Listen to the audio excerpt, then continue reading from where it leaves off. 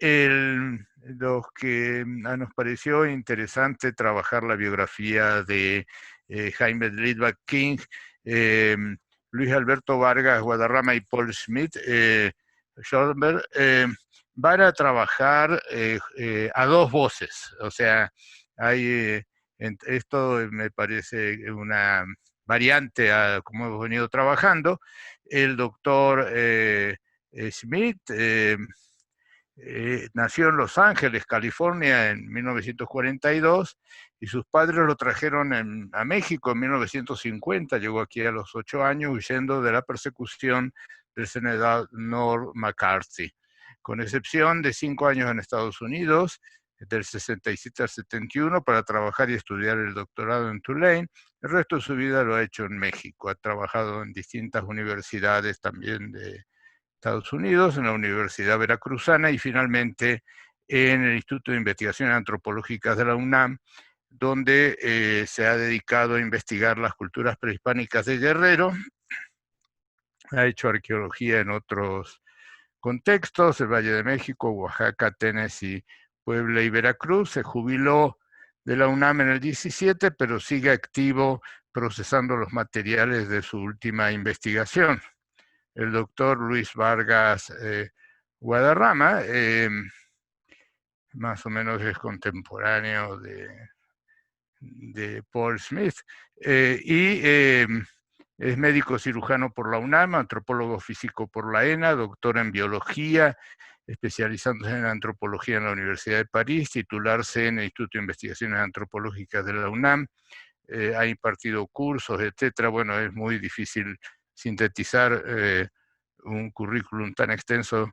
Es miembro del Sistema Nacional de Investigadores nivel 3 de distintas academias, ha dado clases en otros contextos y también ha ocupado cargos muy destacados y ha sido presidente de la Unión Internacional de Ciencias Antropológicas y Etnológicas. Pertenece a una gran cantidad de instituciones, tiene publicaciones, etc.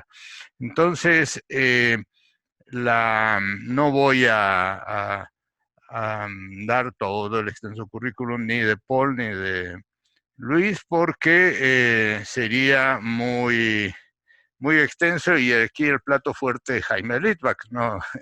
Los colegas que han hecho este esfuerzo. Entonces, yo lo que les pediría es que comencemos con, bueno, sin mucho preámbulo, pero probablemente ustedes quieran decir algo antes de entrar al PowerPoint que habían preparado. No sé. Bueno, si me permiten, yo comenzaría diciendo Correcto. que justamente Paul y yo ponderamos mucho esta presentación, pensando que la personalidad de Jaime Litvak nunca se ajustó a homenajes, a presentaciones formales. Jaime era una persona intensamente humana e informal, con una gran solidez académica e intelectual. Entonces lo que decidimos es preparar un PowerPoint con imágenes de Jaime que ha preparado Paul y nosotros ir comentando a medida que avanzan las imágenes sobre las distintas facetas de la personalidad de Jaime. Lo único que yo quiero establecer de principio es lo siguiente. Jaime comienza siendo economista, después voltea hacia la antropología, se hace arqueólogo, hace estudios en la ENA, igual que varios de nosotros, y después se va a Europa, está en Inglaterra, está en Francia, se vuelve un arqueólogo, digamos, de vanguardia, es decir, es de los primeros arqueólogos que aplican las ciencias naturales, las ciencias físicas, la química, a la arqueología, y le da este toque a su actividad de toda la vida. Funda el Instituto de Investigaciones Antropológicas, heredado de otro muy querido maestro, de Juan Comas, y este instituto, que sigue vigente desde luego en la UNAM, pues se ha desarrollado gracias a la semilla que formó Jaime. Entonces creo que lo lógico es que comencemos, Paul, con las imágenes y vamos comentando, hemos preparado los temas, pero no tenemos un escrito, una presentación formal, porque creemos que se ajusta más a la personalidad de Jaime. Paul, no sé si tienes encendido tu Sí. micrófono. ¿Sí me oyen? Sí, te oímos. Tienes que picar compartir pantalla abajo. Que es un Sí, sí, loguito verde. nada más antes de picarle, gracias al Centro de Documentación, a Silvia y a ti, Elio, por la invitación y vamos adelante. Voy a compartir.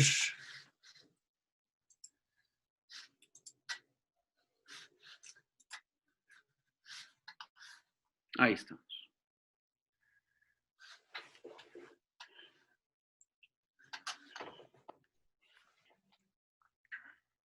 Bueno, esto es el principio. Es el mero principio de Jaime. Esto es ha de ser 1934, como nació en diciembre del 33. Bueno, antes de eso, Paul, déjame decir que justamente el personaje que está ahí, vestido de charro, es el padre de Jaime, y que la pareja de la familia Litvak y King llegaron a México justamente huyendo de la situación en Europa, y Jaime ya nació aquí. Como lo ven ustedes, está mexicanizado desde el principio. El padre de Jaime se dedicaba al comercio. Según lo que me platicaba Jaime, ellos vivían en el centro, digamos muy cerca de la calle de Mesones, conviviendo con muchas familias judías de ahí, familias árabes también, y se dedicaba al comercio. Jaime desde muy pequeño se interesó en apoyar a la familia y también muy pequeño se inició también en la venta me parece que de corbatas en la calle, según lo que él me platicaba. Adelante, Paul. Aquí está con la familia, con sus papás y sus dos hermanas. Las dos hermanas que forman una parte fundamental de su vida. Estuvo cercano a ellas hasta el momento de su muerte. Su comienzo en la UNAM, su primer encuentro con la UNAM en 1950. Hizo un año de economía y luego se dejó los estudios un rato. Estuvo en el Mexico City College.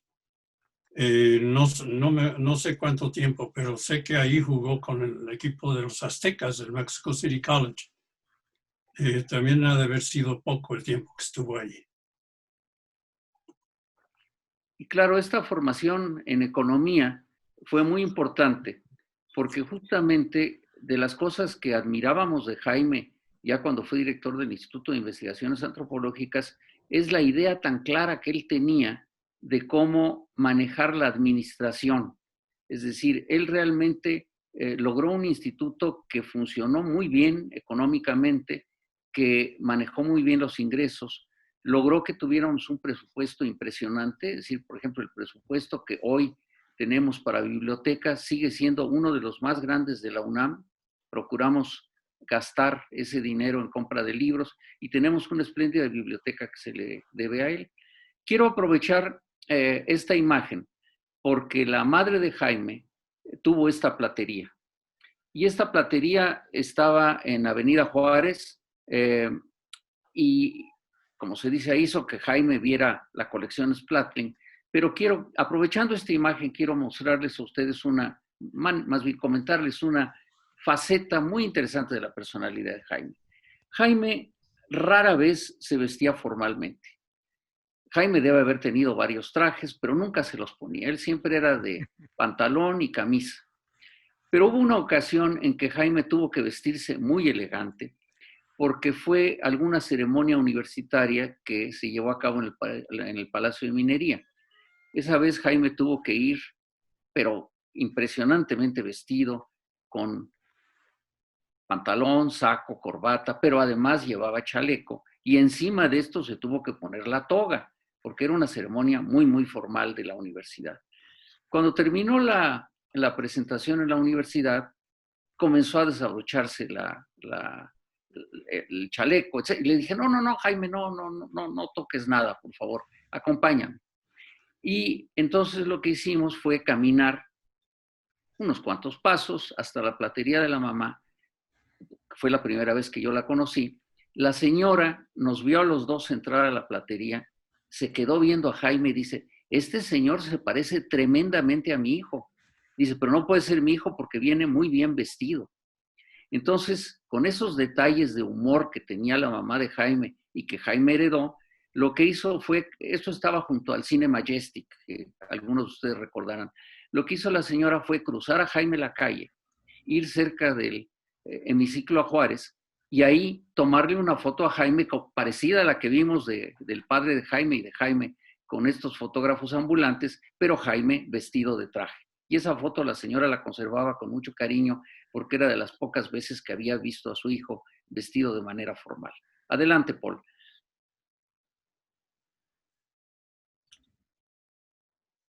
Su boda, yo creo es de las primeras fotos que tenemos de Jaime en un sitio arqueológico. Ha de ser, no, inclusive no tengo datos de qué año es, ya casado, ahí está con Elena en Tajín.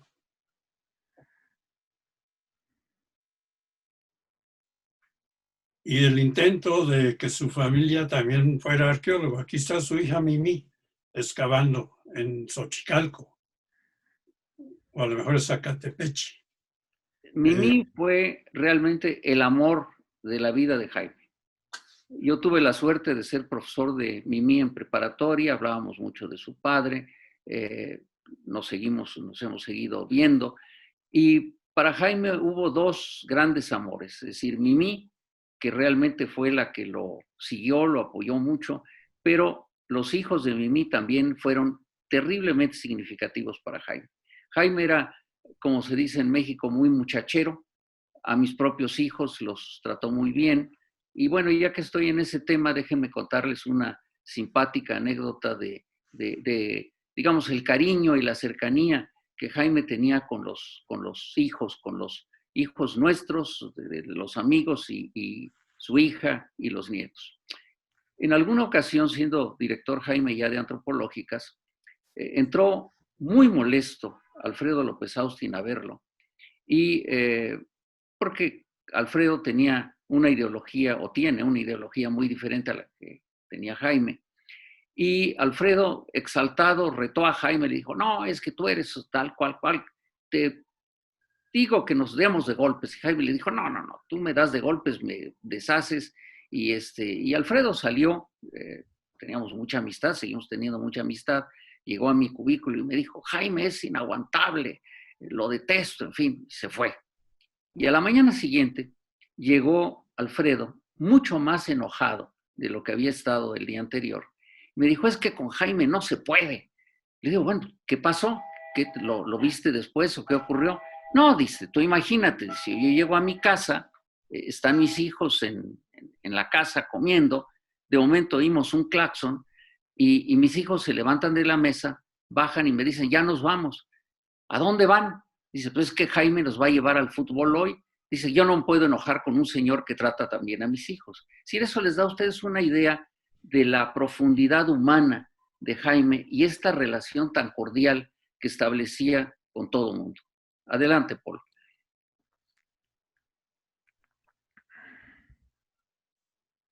Esto es lo que acabas de mencionar de la relación con Mimi.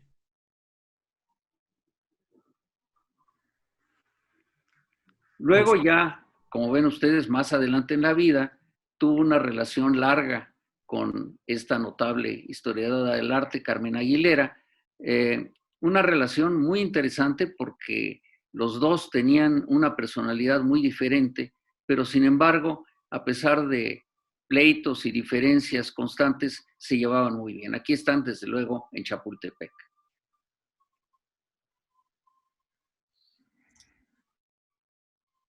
Y aquí lo ven ustedes justamente con los nietos, es decir, y vean la cara de felicidad y desde luego la foto central es muy importante porque ya en el trabajo arqueológico de que nos platicará Paul más adelante, Jaime excava en Xochicalco, de tal manera que para él era muy significativo llevar a los nietos a Xochicalco a que conocieran el sitio donde el abuelo había trabajado, había excavado, pero no solamente eso, sino que el trabajo de Jaime en Xochicalco, como muchas de las cosas que él hizo a lo largo de la vida, implicaron no solamente la parte académica de excavar un sitio arqueológico, de interpretar sus hallazgos, sino además la relación con la comunidad.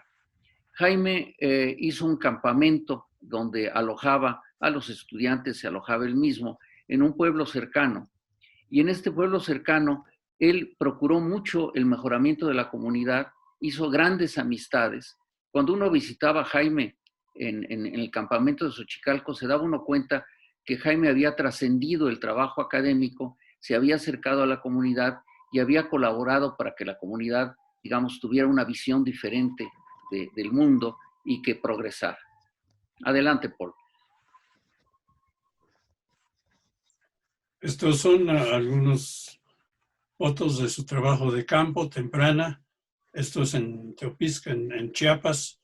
Aquí está con su profesor principal, José Luis Lorenzo, que fue el que tuvo mucho impacto sobre su enfoque hacia el incorporar las ciencias física, química, biología, etcétera, al análisis de materiales arqueológicos.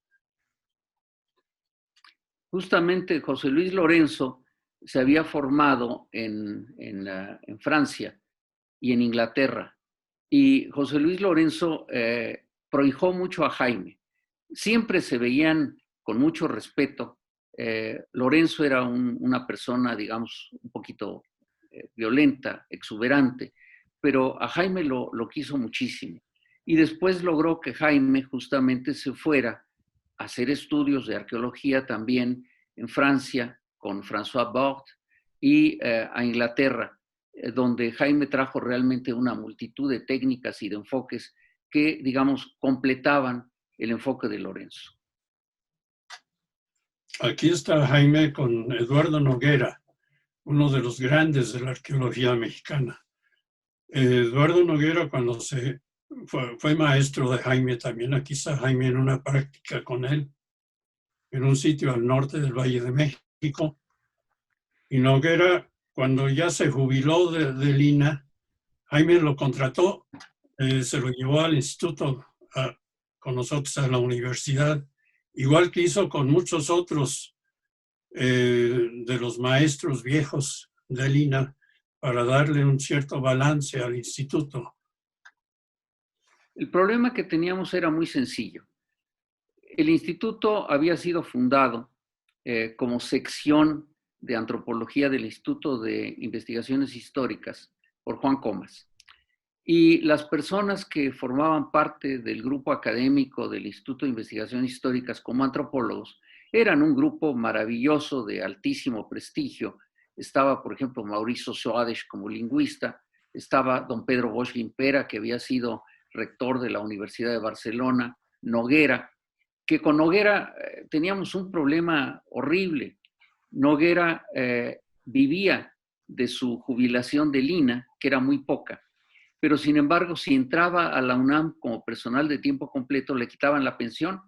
Entonces, Noguera fue un caso terrible que a Jaime y a mí nos angustió mucho, porque era investigador de medio tiempo a pesar de que estaba de tiempo completo. Y no le podíamos aumentar sus ingresos por una situación administrativa absurda. Pero Noguera, como dice Paul, es impresionante hablar con los arqueólogos porque pueden llegar con gran novedad. Por ejemplo, recuerdo a Mari Carmen Serra cuando comenzó a trabajar en Terremote. Mari Carmen quiso mucho a Noguera y me decía, bueno, ¿qué crees? Dice, ya Noguera estuvo ahí hace decenas de años, dice, ya reconoció el sitio, ¿no? Es decir, Noguera era una enciclopedia andante de arqueología mexicana.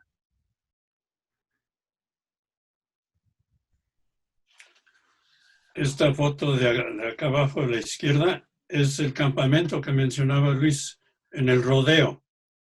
Está junto a una lagunita que está abajo de Xochicalco. Y este era su campamento cuando estaba excavando por allá. Y los otros dos fotos también son de por allá de Xochicalco. esto es Jaime llegando a un sitio, posiblemente sea Xochicalco. Esto ha de haber sido para alguna grabación de un programa de televisión, yo me imagino. Porque hay que agregar que Jaime, independiente de haber sido un notable arqueólogo, ya insisto, Paul nos hablará de esto, era un gran divulgador de la ciencia. Jaime hacía muchos programas de televisión. Por ejemplo, cuando se inició el instituto y vino esa larguísima huelga con el rector Soberón, todo el instituto participó en hacer toda una serie de literalmente más de 100 programas para televisión, divulgando qué cosa era la arqueología, la antropología física, la lingüística, la etnología, y fueron programas con mucho éxito, cuyos guiones afortunadamente tenemos todavía en la biblioteca del instituto. Jaime trabajó en muchísimos lugares en México. Trabajó en Tlaxcala, en Chiapas, en Tepexpan, en el estado de Hidalgo. Trabajó en la presa del Infiernillo, en Guerrero, en Guanajuato, en San Miguel de Allende, en La Villita, también en Guerrero. Xochicalco fue su proyecto principal. En Morelos trabajó en el pueblito, en Querétaro. Cacahuamilpa, en las grutas de Cacahuamilpa, también en Guerrero. Buenavista de Cuéllar fue su último proyecto de campo. Fue un proyecto junto conmigo de recorrido de superficie, que duró un par de meses. Paul, me gustaría que hablaras en este momento de las contribuciones de Jaime a la arqueología mexicana. Tiene, por ejemplo, un trabajo que es muy citado sobre una visión de Mesoamérica que da, digamos, una visión diferente a la que habían hecho Kirchhoff y otros. Y quisiera yo que nos platicáramos un poco de esto para que se vea que, vamos, que Jaime tiene una producción académica muy valiosa. Ok.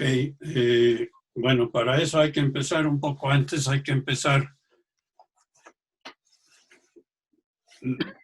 cuando hizo su doctorado. Su tesis de doctorado es el principio de lo que fue ese artículo sobre Mesoamérica. De hecho, entra a la arqueología con un interés de economía. Venía de la economía y trató de interpretar cuestiones etnohistóricas y arqueológicas en función de economía. Su tesis de maestría fue precisamente sobre la economía de una región del centro de Guerrero de Tepecuacuilco, Cihuatlán y Tepecuacuilco.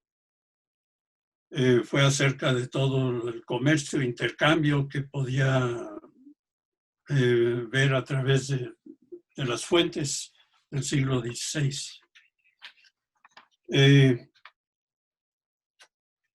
Durante su estancia hizo su doctorado en la UNAM, pero al final de sus estudios, el último año del doctorado, 1967 a 68, se fue a Inglaterra, se fue a Cambridge.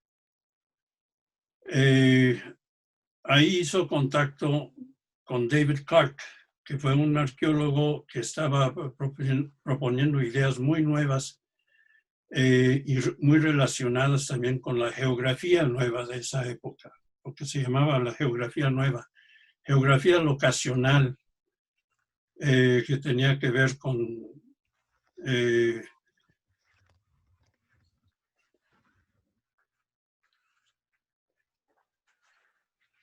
la distribución de sitios, la relación entre sitios en el espacio y tratar de ver cómo es que, si se podía predecir inclusive dónde se iban a encontrar sitios en función de la disposición de unos cuantos. Aplicado a la geografía locacional también influyó mucho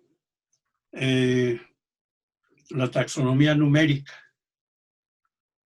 Y él trajo estas ideas de Inglaterra y las aplicó a Xochicalco, los aplicó a su tesis doctoral.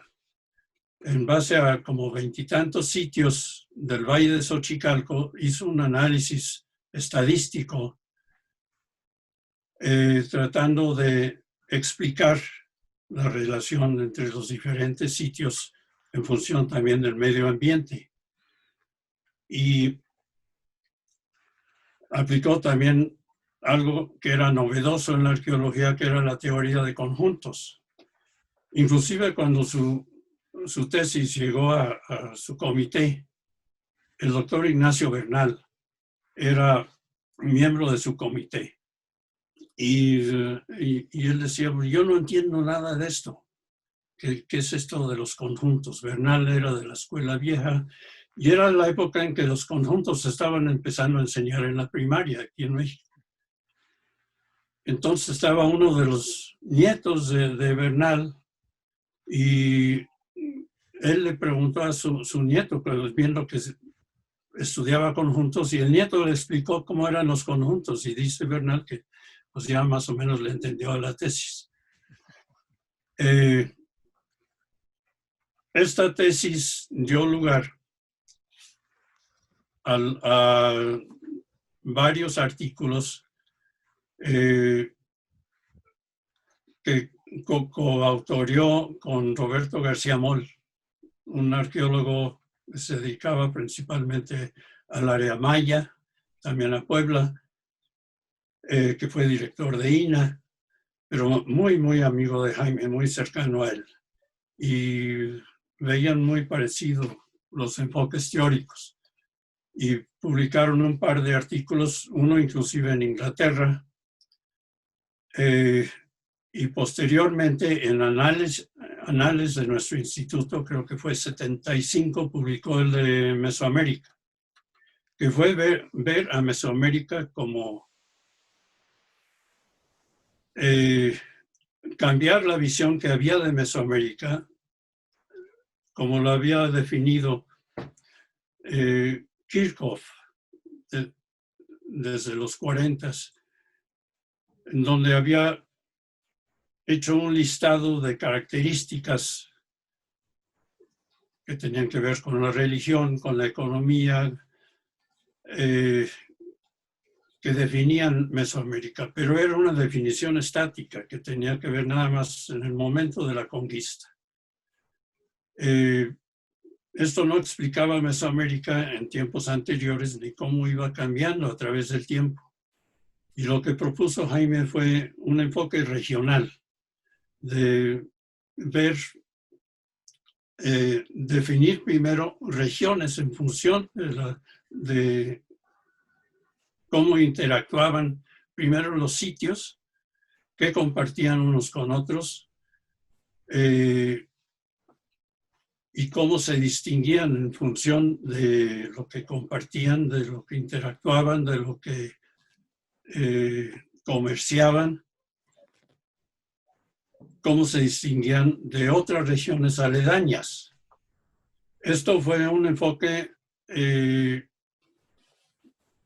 que tuvo mucho impacto, más quizá fuera de México que dentro de México, a tal grado que el impacto de Jaime en el extranjero fue tal que en el 2001 la Sociedad Americana, the Society for American Archaeology, le dio el Lifetime Achievement Award.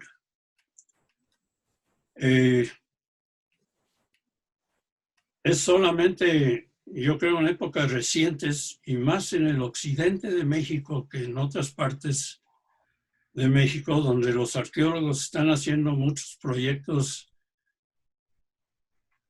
regionales de patrón de asentamiento y están haciendo algo muy parecido a lo que quería hacer Jaime con definir Mesoamérica en función de regiones.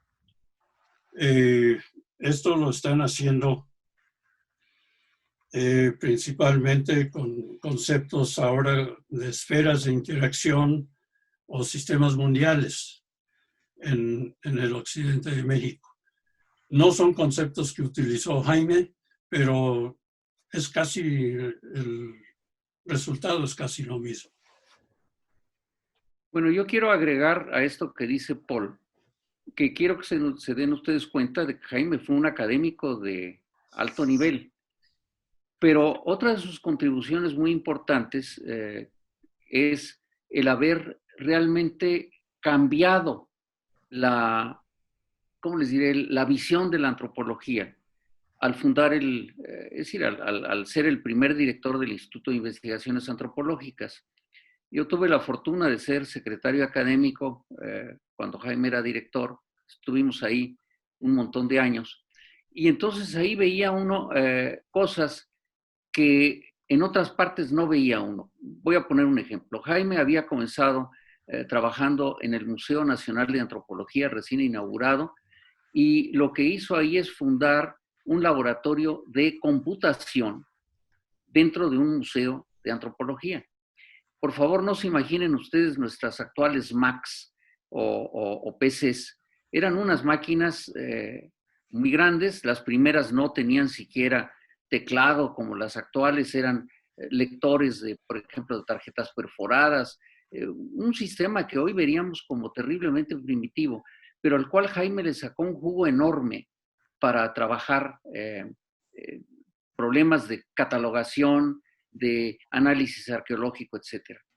Pero la culminación para mí del ingenio de Jaime manejando las computadoras llegó cuando el terremoto grande primero que tuvimos en México, el de octubre, ya se me olvida qué año fue. ¿Tú, Paul, te acuerdas qué año fue?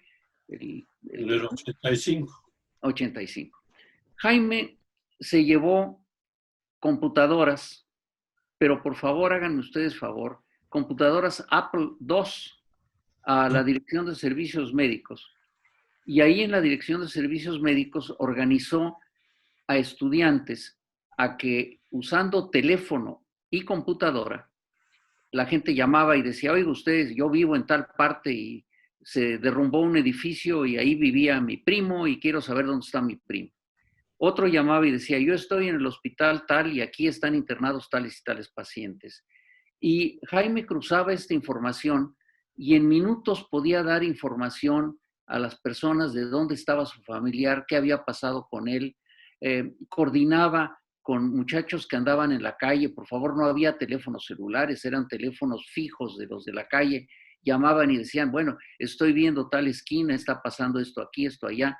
Y fue un apoyo verdaderamente inusitado, gracias al potencial que Jaime veía en estas computadoras, entonces tan sencillas que, bueno, cualquier teléfono celular que traigamos hoy cerca de nosotros tiene mucha más capacidad y mucha más memoria que esas primitivas computadoras. Entonces, esto tuvo una repercusión del instituto. Somos un instituto muy sui generis, porque somos un instituto formalmente de la coordinación de humanidades, pero que compartimos mucho con la coordinación de ciencias. Es decir, nuestro personal trabaja cómodamente con el Instituto de Física, con Geofísica, con Química, con otros institutos, porque tenemos laboratorios. Somos, me parece que bueno, fuimos el primer instituto de las humanidades que se basó en otro tipo de situaciones, laboratorios, por ejemplo, para hacer investigación antropológica. Entonces, es otra de las herencias fundamentales de Jaime. Te dejo para que sigas adelante. Le añado una cosita a lo del centro médico después del temblor. Jaime organizó brigadas de gente que llegaba a ofrecerse qué podía hacer. Entonces se recababan nombre, dirección, teléfono y se armaban brigadas para llevar ya sea medicamentos o comida a diferentes lugares, y también brigadas para recabar nombres de gente que se había muerto en el Seguro Social, en el ISSSTE, en hospitales del departamento del DF, de todos lugares. Éramos el único lugar que tenía los datos de todos lados. Si iba uno a lista, les decían quiénes tenían ahí. Pero si llegaban con nosotros, teníamos de todos lados. Y esos datos eran demasiados realmente para el equipo de cómputo que teníamos nosotros. Entonces, conforme nos iban llegando, nosotros los íbamos mandando al Instituto de Astronomía. Ellos estaban manejando esto en la mainframe de la universidad.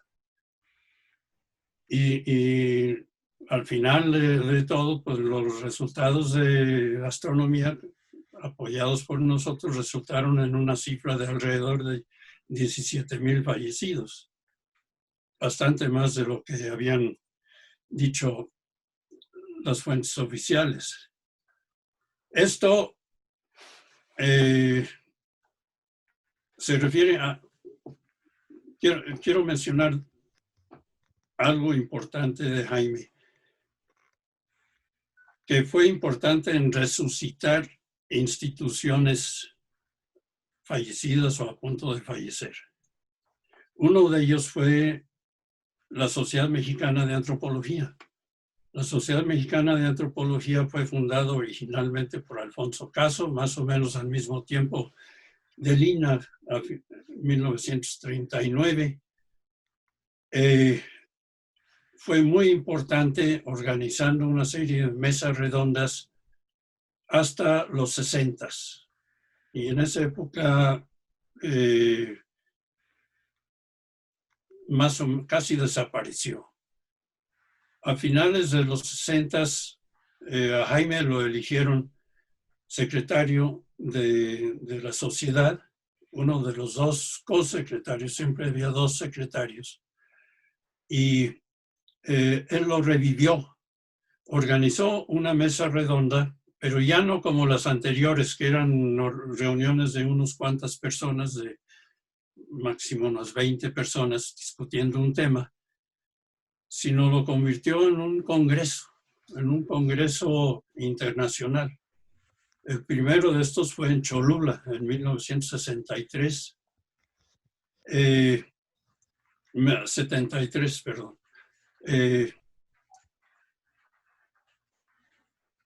En el campus de la Universidad de las Américas. Y hubo como 400 asistentes ahí. Y de ahí en adelante, estos son algunos, siguió cada 2 años las mesas redondas.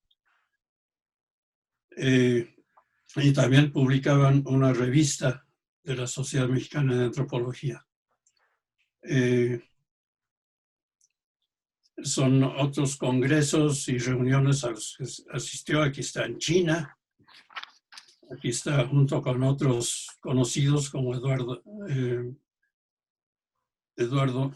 Matos aquí.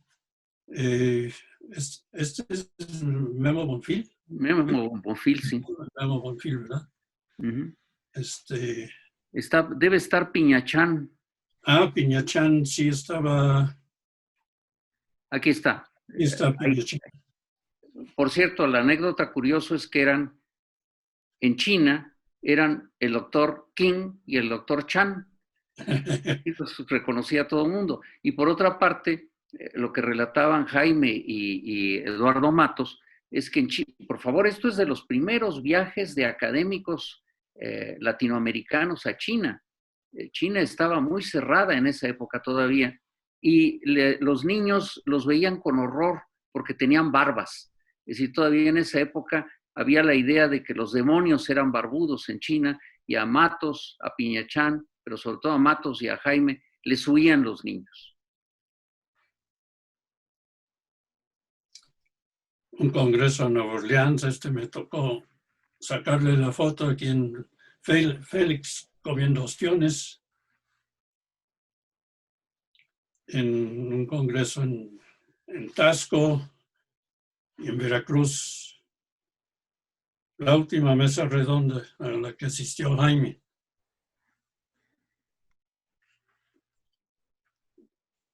De reuniones que teníamos de un grupo interdisciplinario sobre Guerrero, en donde estábamos principalmente antropólogos e historiadores.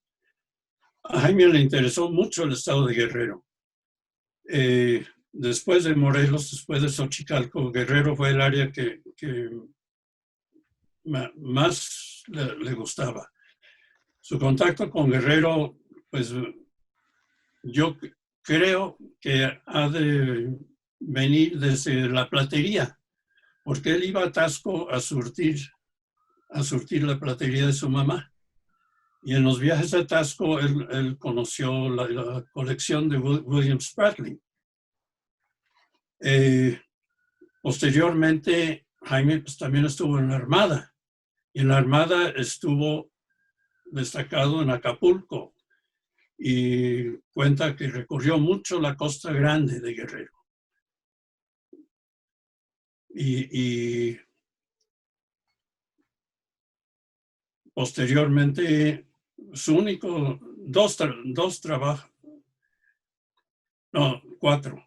Trabajó en el Infiernillo, en la Villita, por la desembocadura del río Balsas, en las grutas de Cacahuamilpa y luego en Buenavista de Cuéllar, donde ya les pasé una foto. Pues esto tiene que ver. Su tesis de maestría fue sobre Cihuatlán y Tepecuacuilco, que es en Guerrero. Provincias tributarias, tenía un enfoque económico.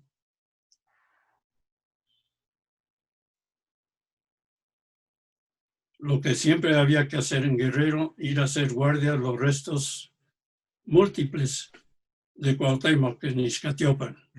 Múltiples porque son restos de varias personas.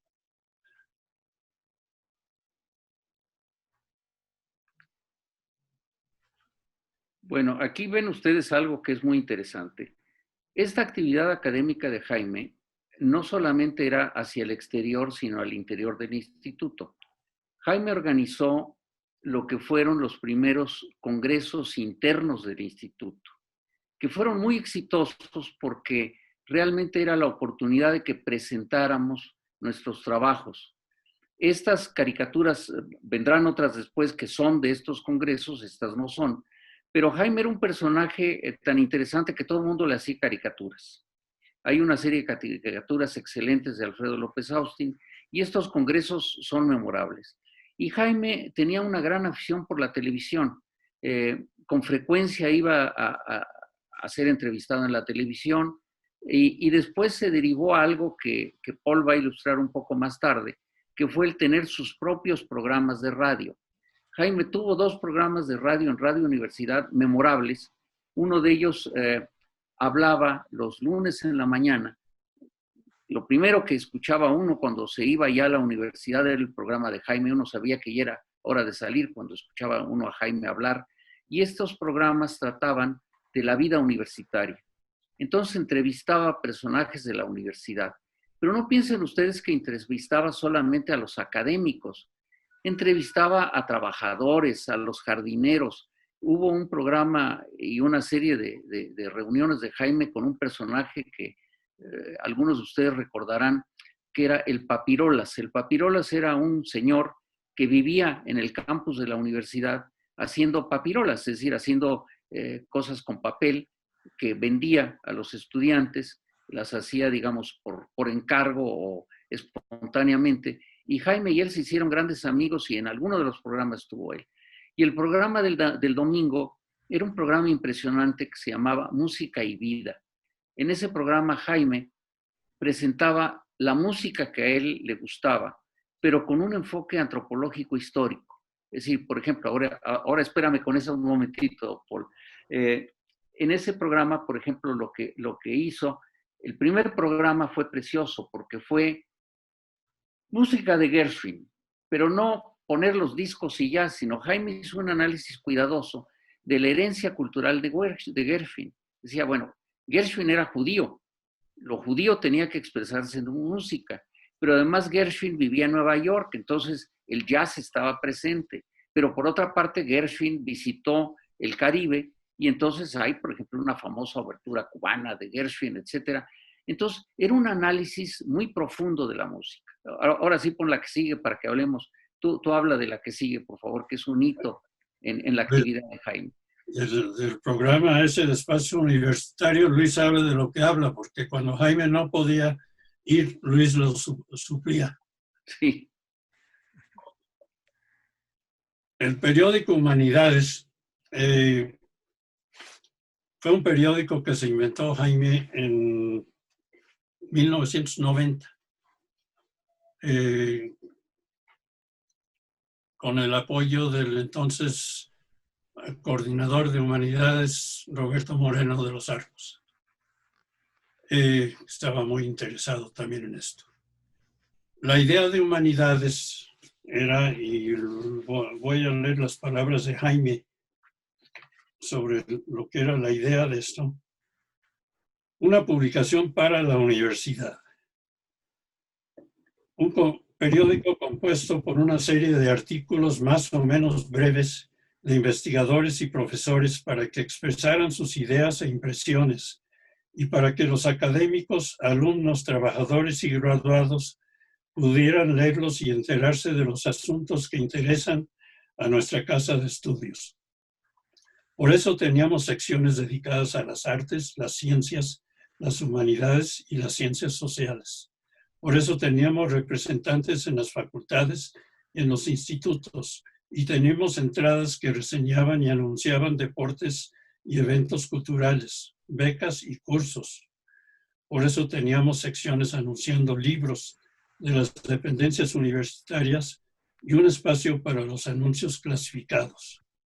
Por eso teníamos una sección de política y otras de economía y de cómputo. Hago una aclaración a lo que acaba de decir Paul. El nombre de este queridísimo amigo de Jaime y mío no era Roberto Moreno de los Arcos, sino era Roberto Moreno y de los Arcos.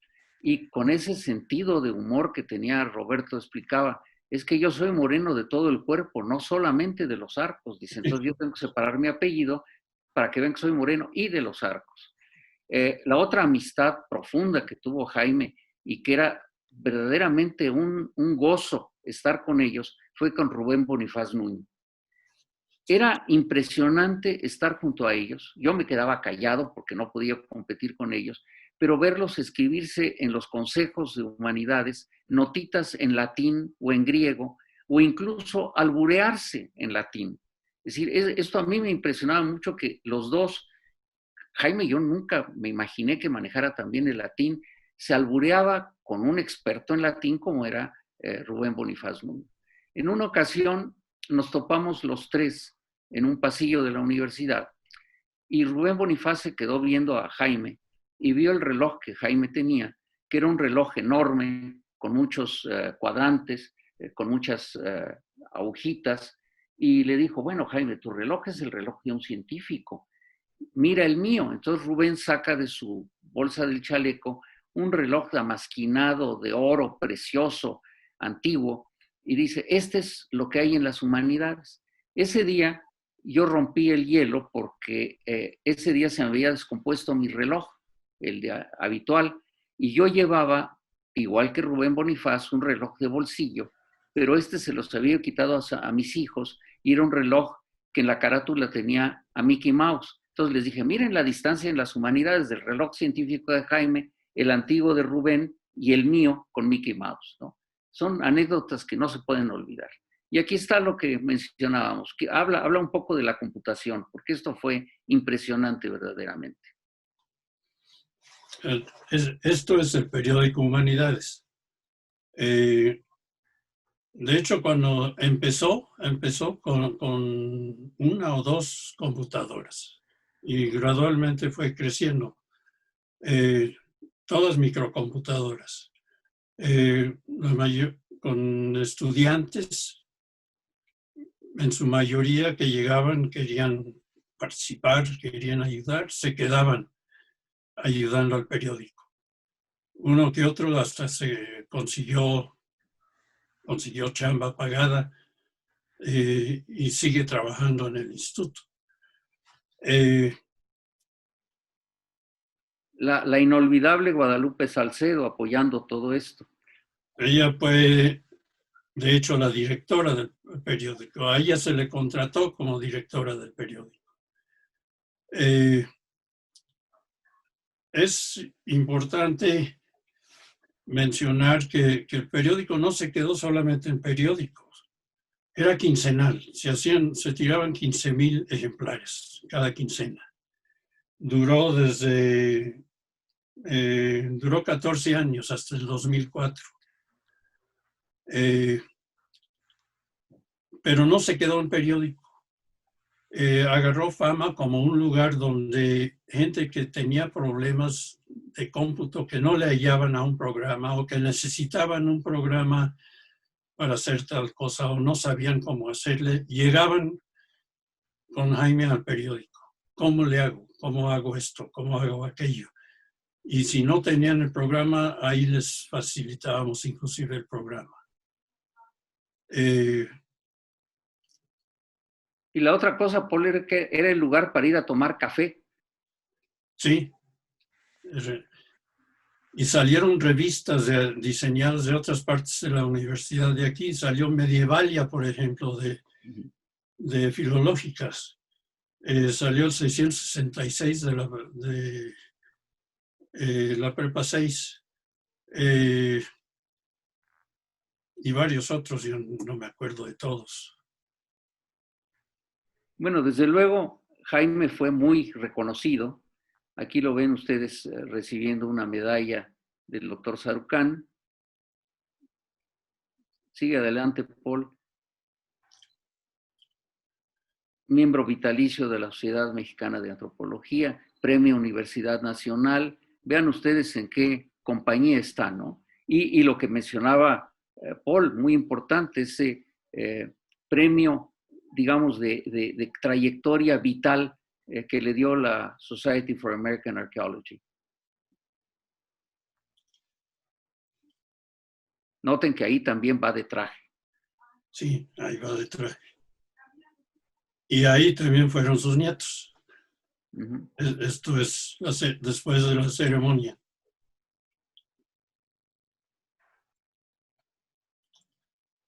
Y tiene desde luego un libro homenaje que publicó el INAH, que es un libro que realmente vale la pena revisar.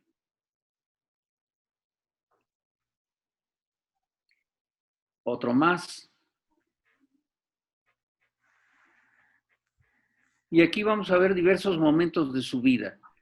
Por ejemplo, la habilidad de Jaime para encontrar las cualidades de las personas fue impresionante. La que ven ustedes ahí, María Luisa Olaguibel, fue amiga de Jaime. Jaime reconoció que María Luisa tenía muchas cualidades, pero entre ellas lo que Jaime llamaba era muy derecha, es decir, era muy honesta, muy firme. Y entonces Jaime la improvisó como la primera secretaria administrativa del instituto. Y desde luego lo que hay que reconocer es que lo hizo maravillosamente bien. La dirección de Jaime y posteriormente la mía, y creo que hay alguna otra, me parece, no me acuerdo de quién, éramos la única administración que en el consejo interno de cada mes entregábamos a los consejeros un balance económico del instituto partida por partida. Es decir, esta partida se nos concedió tanto, se ha gastado tanto y el remanente es de tanto. De tal manera que no había manera de ocultar si había o no dinero para trabajo de campo, si había o no dinero para comprar libros, etcétera, ¿no? Adelante, Paul.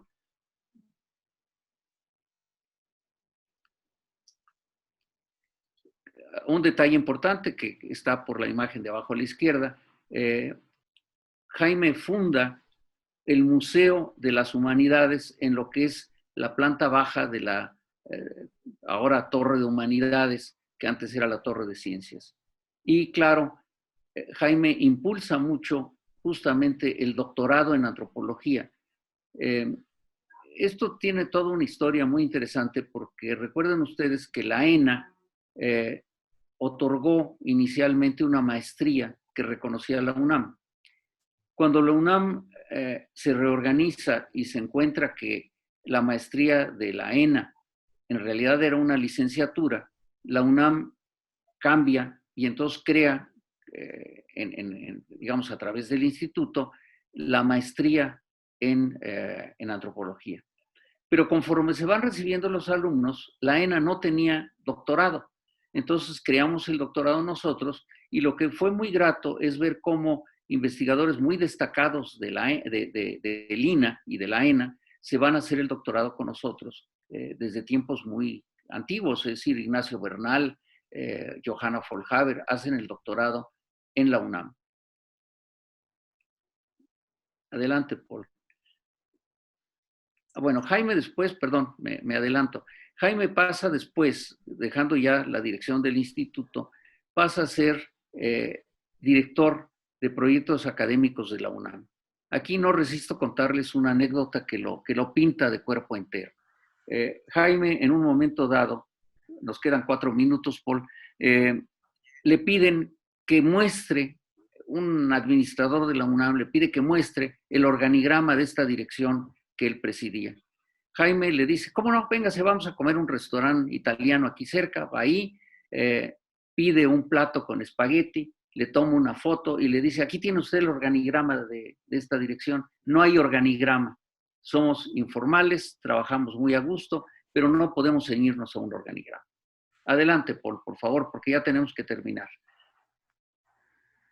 Pues vamos rápido. Este es cuando se estaba haciendo el Museo Nacional en el 64.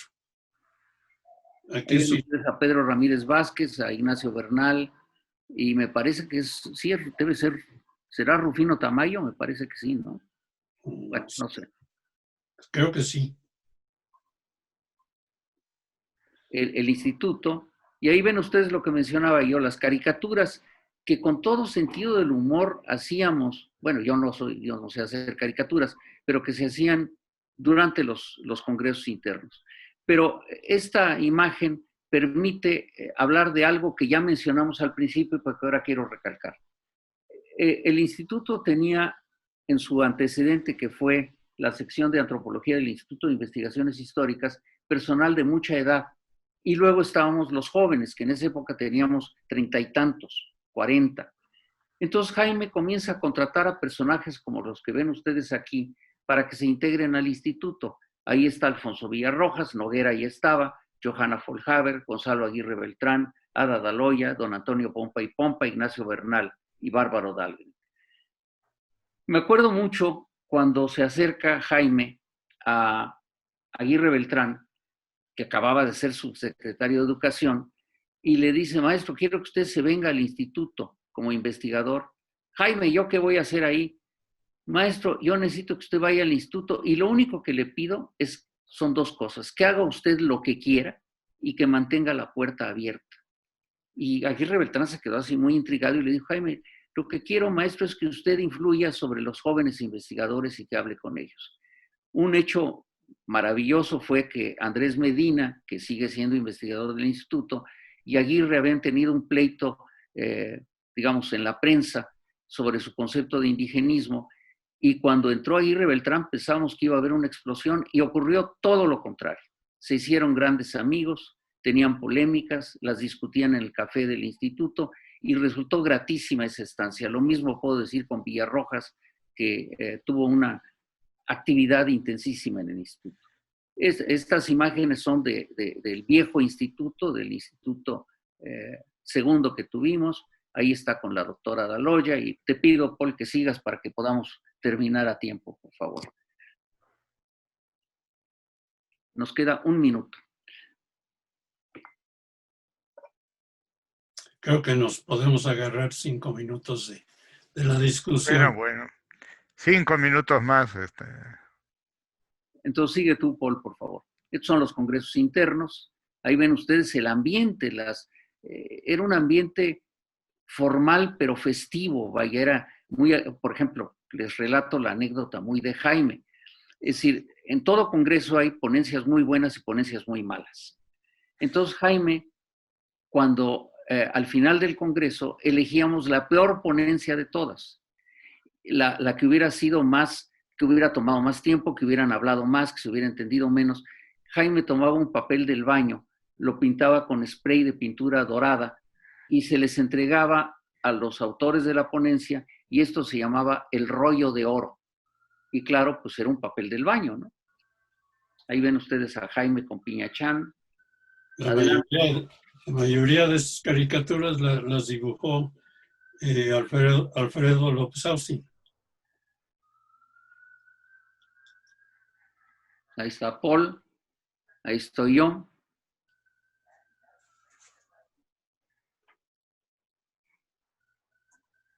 Y ahí ven ustedes las publicaciones de Jaime desde su libro de estas provincias tributarias, su tesis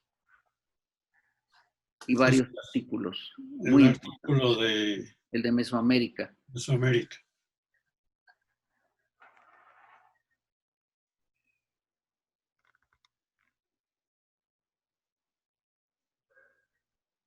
Ahí está la que mencionaba Paul, hecha en Inglaterra. Y Jaime tenía esta otra visión de la divulgación. Entonces, el libro de la derecha, el Ancient Mexican Overview, es muy importante. Y pasa a la que sigue, me parece que está en la que sigue. Otro libro que es realmente divertido es este, de todas las piedras tienen 2000 años. Porque esto es una introducción a la arqueología y el nombre tiene el origen de un guía de turistas que Jaime conoció y que le preguntaba, bueno, ¿cuántos años tiene esto? Y él le decía, todas las piedras tienen 2000 años, ¿no? Y entonces eso se prestaba a otra anécdota de Jaime, de que en otro lugar el guía le dijo, no, estas piedras tienen 2020 años. ¿Cómo sabe usted tan preciso? Dice, es que tenían 2000 cuando yo entré a trabajar hace 20 años. La que sigue, por favor.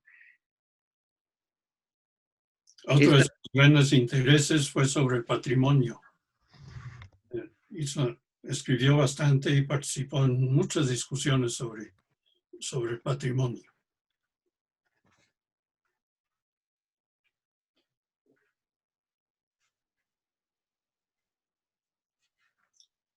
Ahí está lo de Buenavista de Cuéllar, con Paul.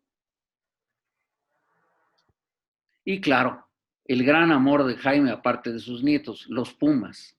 Jaime no se perdía un partido. Sí, síguele para que veamos las otras imágenes. Ahí lo ven ustedes junto con Paul en el estadio y manifiestan claramente su preferencia. La que sigue. Ahí lo ven ustedes celebrando el campeonato. Tienes otra muy bonita adelante, por favor. Ahí está.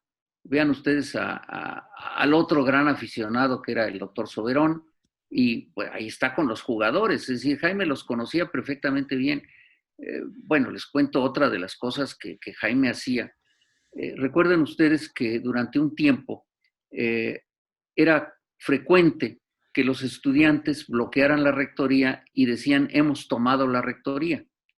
En la época de Soberón, Jaime llegaba con su coche a rectoría, entraba por el estacionamiento del rector y se iba a estacionar justamente en el lugar que decía reservado para el rector.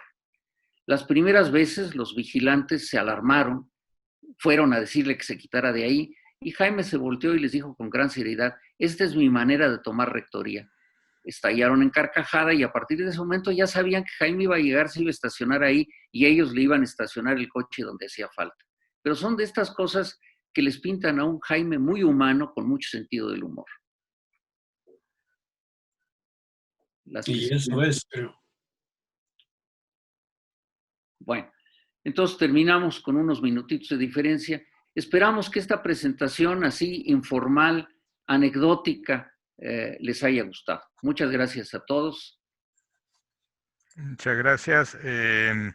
Les agradecemos la exposición y comenzamos una sesión de preguntas y respuestas de esta disertación a dos voces y varios ojos. Yo, para romper el hielo, yo recuerdo un trabajo muy interesante de Jaime, que es sobre la definición de naco, que salió publicado en Humanidades y que es, creo que una de las análisis más interesantes de este concepto de la habla popular mexicana, ¿no es cierto? Que también tenía su toque de antropólogo social, etnólogo, aparte de arqueólogo. Tú recordarás otro, Helio, que fue otro del periódico Humanidades, en que hablaba de una heroína desconocida de México y se pitorreaba de todos porque la heroína se llamaba Magdalena Contreras.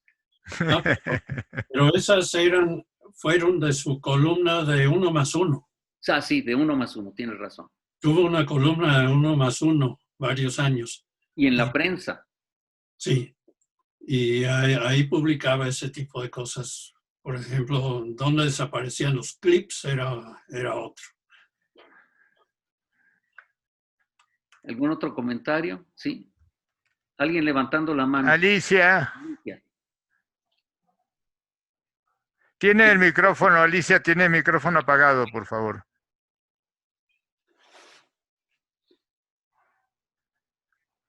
Ahora sí. Quiero felicitarlos por la presentación que han hecho, que se me hizo maravillosa. Y les voy a decir en pocas palabras por qué. Yo conocí a Jaime Litvak desde que éramos muy chicos. Sus padres y los míos eran muy amigos. Y jugábamos juntos en el Parque de Polanco. Y luego viví cerca de Jaime muchos años y estuve presente cuando su padre ganó la lotería. Y cuando ganó la lotería, el papá de Jaime dijo, ahora sí, Jaime puede estudiar lo que se le pegue la gana, porque aquí hay dinero que yo me gané honradamente. Jaime siguió con esa carrera brillante, pero nunca la presumió con nosotros. Jamás comentaba nada. Venía a las comidas, participábamos muchísimo, pero nunca a ese grado conocimos al verdadero Jaime Litvak, una maravilla de persona. Y un último comentario. Cuando se formó la Asociación de Archivos y Bibliotecas Privados y se hizo el primer congreso en Huasca, en Pachuca, invitamos a Jaime. Y Jaime aceptó, a pesar de la cantidad de trabajo que tenía. Y su ponencia fue tan maravillosa y fomentó tanto el deseo de conservar, de archivar, de guardar, que dejó entre el público, que la mayoría eran jóvenes, un deseo de estar y convivir con él. Y fue una convivencia en San Miguel Regla durante 4 días que fue maravilloso. Y nunca dijo, tengo mucho trabajo. Gracias por haber presentado esto.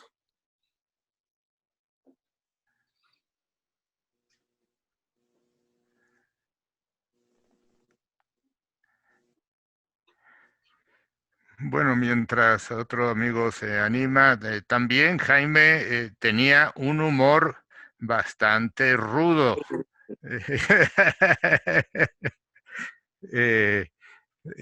Caer, aparte del rollo de papel de baño pintado, etcétera, era muy interesante porque era muy crítico, muy analítico, pero además muy justo, a veces demasiado justo, que eso le generaba muchos personas que le terminaban muy molestos, como Alfredo López Astin en esta anécdota pero es probable que tuviera razón Jaime, y si él sentía que se le había ido la mano, también tenía la honestidad intelectual de reconocerlo, decirlo, etcétera, ¿no? En ese sentido, nunca había mayor ni remordimiento ni cuentas pendientes, ¿no?